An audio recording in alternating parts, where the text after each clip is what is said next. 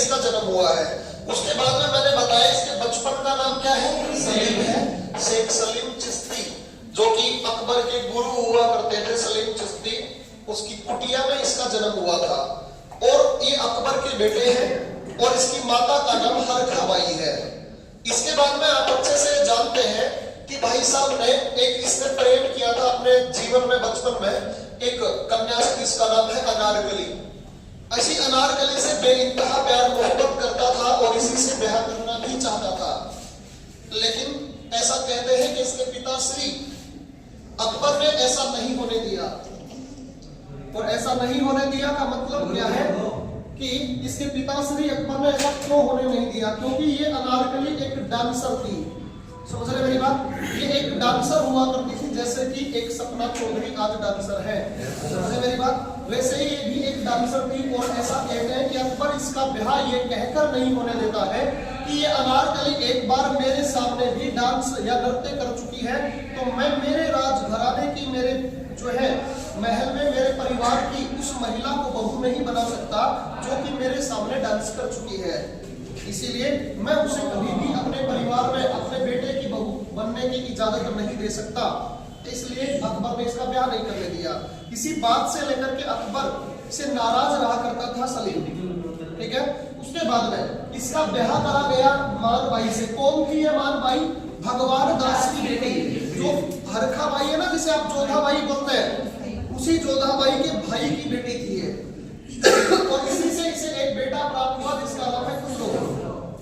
दूसरा ब्याह इसने जगत गोसाई या जोधाबाई नाम की महिला से किया, जो कि मारवाड़ के राजा मोटा राजा उदय सिंह की बेटी हुआ करती थी। उसी से ब्याह किया जिससे इसे एक बेटा प्राप्त हुआ खुर्रम। और यही खुर्रम आगे शाहजहां के नाम से क्या बनेगा? राजा बनेगा। और आप अच्छे से जानते हैं कि ये न्याय की जंजीर के लिए प्रसिद्ध था। मतलब कि इसने आगरा के अंदर जो है एक न्याय की जंजीर लगाई थी, जो शाहबुर्ज तट से यमुना नदी के किनारे तक लगी हुई थी, जो सोने की बनी हुई थी। और उसी सोने की जंजीर में 60 घंटियां लगाई गई थी। ऐसा मानते थे और ऐसा कहावत है कि जहांगीर के शासनकाल में जिस भी आदमी को न्याय चाहिए तो वो उस जंजीर में लगी हुई घंटी को बजाएगा और उसको क्या दिया जाएगा?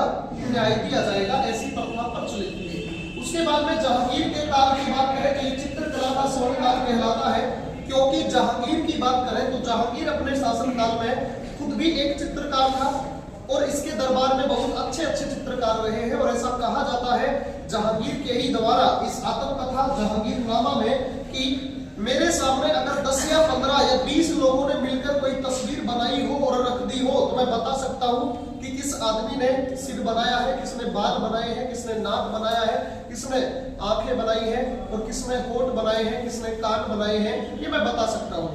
इतना भयंकर लेवल का अच्छा चित्रकार हुआ करता था कौन? जहांगीर।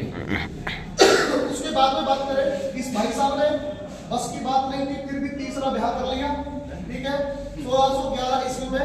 क्योंकि नूरजहां जो बचपन में पहले मेहरुनिसा के नाम से जानी जाती है, जो अली कुली बेग की पत्नी हुआ करती थी। ऐसा कहते हैं कि जहांगीर को ये पसंद आने लगी, क्योंकि जहांगीर के ही दरबार में अली कुली बेग व नूरजहां रहा करते थे। जब जहांगीर को ये पसंद आने लगी तो ऐसा कहा जाता है कि जहांगीर ने शेर-ए-अफगानी यानी अली कुली बेग को मरवा दिया और मरवा कर और इसे नाम बदलकर नूरजहां की उपाधि दे दी और फिर इसी से क्या कर लिया? ब्याह कर लिया। और इसी से ब्याह करने के बाद इसके पिता के बारे में पूछ ले तो इसके पिता का नाम गयास बेग है, जिसे जहांगीर ने एतमादुद्दौला की उपाधि दी। और यही एतमादुद्दौला के नाम से इतिहास में प्रसिद्ध हुआ, जिसके मरने के बाद इसका क्या बनाया गया? मकबरा, जो इसकी बेटी ने आगरा में बनवाया है। आप अच्छे से जानते हैं इसकी बेटी नूरजहां है। इसकी माँ का नाम, नूरजहां की माँ का नाम असमत बेगम है, जिसने गुलाब की पंखुड़ियों से क्या बनाया है? इत्र बनाया है, सेंट बनाया है, यानी परफ्यूम बनाया है। उसके अलावा आप जानते हैं बड़े ही अच्छे से कि नूरजहां मुगल साम्राज्य के अंदर एक महिला होकर सबसे बड़ी प्रशासक बनी है। क्योंकि अगर बात करें जहांगीर के बारे में तो जहांगीर एक तरफ नशेड़े के रूप में रहा करता था, नशेड़ी व्यक्ति था, दारू पिया करता था, सारे के सारे दिन दारू में धुत रहा करता था। लेकिन उसके साम्राज्य को संभाल कौन रही थी?